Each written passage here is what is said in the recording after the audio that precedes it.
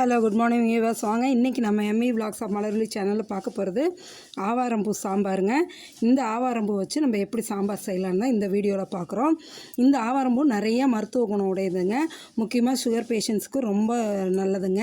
அதோட நம்ம எல்லாம் பார்த்திங்கன்னா ஃபேஸ் பேக் போடுறது, இந்த ஆவாரம்பூ சாப்பிடும்போது நம்மளுக்கு நல்லா ஸ்கின் க்ளோ கொடுக்குங்க.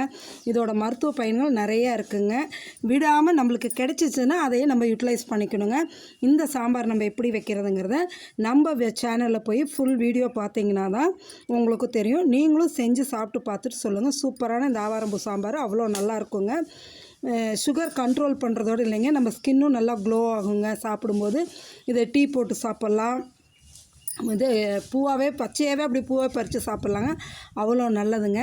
நீங்களும் செஞ்சு பார்த்துட்டு சொல்லுங்கள். உங்கள் ஃப்ரெண்ட்ஸுகளுக்கும் ஷேர் பண்ணுங்கள், லைக் பண்ணுங்கள், நம்ம சேனலை பார்த்து கமெண்ட் பண்ணுங்கள், சப்ஸ்கிரைப் பண்ணுங்கள் மறந்துடாதீங்க. அப்போ தான் அடுத்தடுத்த வீடியோ வரும். தேங்க்யூ.